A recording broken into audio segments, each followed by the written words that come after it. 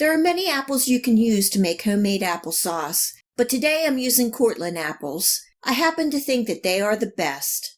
You can also use Golden Delicious, Fuji, Macintosh, Rome, Ida Red, and many others. Just a reminder that you'll be able to find this recipe, the list of ingredients, and much more in the Show More section below. I've also included links where you can purchase online some of the ingredients and equipment that I use in this video recipe. If you have a chance, please check it out.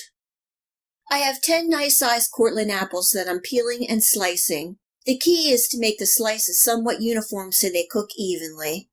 One secret to making the applesauce pink is to keep the skins on the apples. After cooking, you will need to run the applesauce through a sieve or strainer. Or some even put the applesauce in a food processor or blender to incorporate the skins with the applesauce. I'm putting all the apples in the slow cooker, and it may look like a lot, but they will cook down quite a bit. I'm adding in some sugar, and not too much. We don't like our applesauce real sweet, and the apples have a natural sweetness. You can adjust the sugar to your liking, and you can also use brown sugar as well.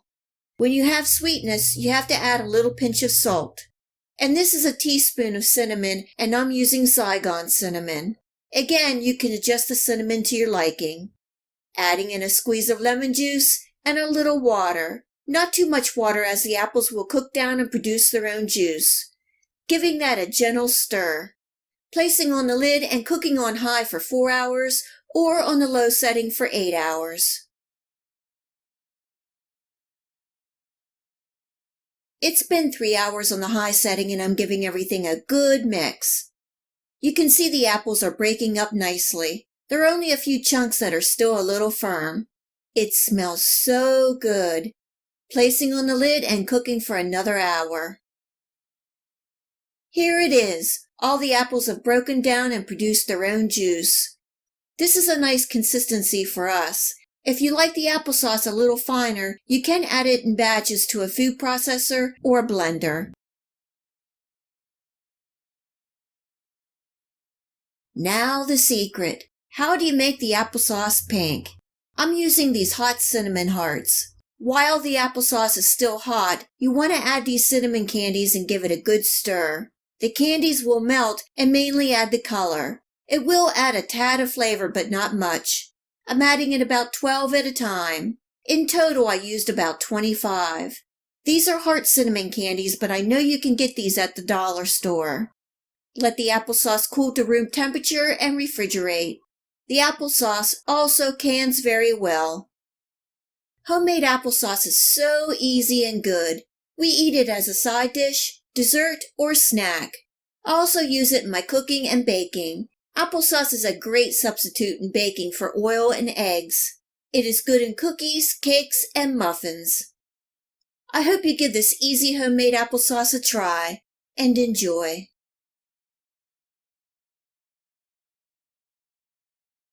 Today I'm using Granny Smith apples, but you can use another baking apple like Cortland, Macintosh, or Honeycrisp. You want to choose a nice firm apple, and they are all different in their level of sweetness. I have 7 medium-sized apples. You don't have to use this many apples, but we like our apple pies nice and thick. I'm peeling and slicing the apples in about 1/8 of an inch thick slices. The key is to get the pieces uniform so they cook evenly. You may want to put the apples in some cold lemon water so they don't get brown, and this will give you enough time to get everything else ready. And just a reminder that you'll be able to find this recipe, the list of ingredients, and much more in the Show More section below. If you have a chance, please check it out. I have my oven preheating to 350 degrees. To the apples, I'm adding in some sugar and cinnamon. I'm using Saigon cinnamon, and this happens to be my favorite for baking. These next 2 ingredients are optional, and that is a little allspice and a couple grates of fresh nutmeg. Finally, a couple tablespoons of flour, and giving everything a good toss. These are the cinnamon rolls or buns that I'm using. These are a generic brand from our local store. There are 8 buns in each can, and I'm using 2 cans. And I will be topping the apple pie with the cream cheese provided.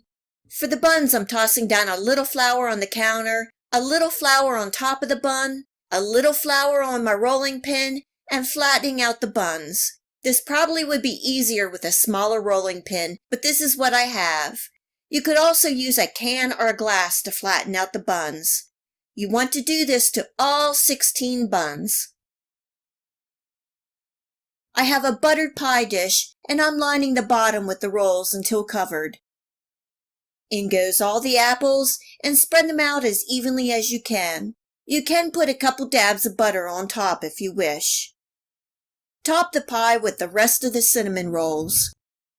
I'm covering the pie with some aluminum foil and baking at 350 degrees for 30 minutes. You want to do this so the top does not get too brown, and you want the apples to cook all the way through.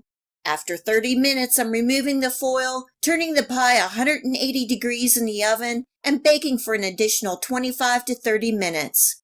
You can test the apple doneness by sticking in a small knife to see if the apples are tender. The house smells wonderful, and the next part is the hard part, waiting until the pie is completely cool. After the pie is room temperature, you can decorate the top with the cream cheese. There's no right or wrong here, just squeezing on so everybody gets their fair share. Using the cinnamon rolls is such a nice change to pie crust. I love all the cinnamon, texture, flavor, and the addition of the cream cheese on top. Our local store sometimes has these canned cinnamon buns on sale, and it ends up being cheaper than a pre-made pie crust. Also, if you don't have the time to make your own pie crust, this is a great alternative. This delicious apple pie didn't last very long, served with a scoop of vanilla ice cream. Oh my! I hope you give this cinnamon roll apple pie a try, and enjoy. If you like this cinnamon roll apple pie recipe, please hit the like and subscribe button. Remember to hit the bell next to the subscribe to make sure that you get my future video recipes. You can also find me on Facebook and at my website. Feel free to share this recipe and my channel with your friends and family. Until next time, much love.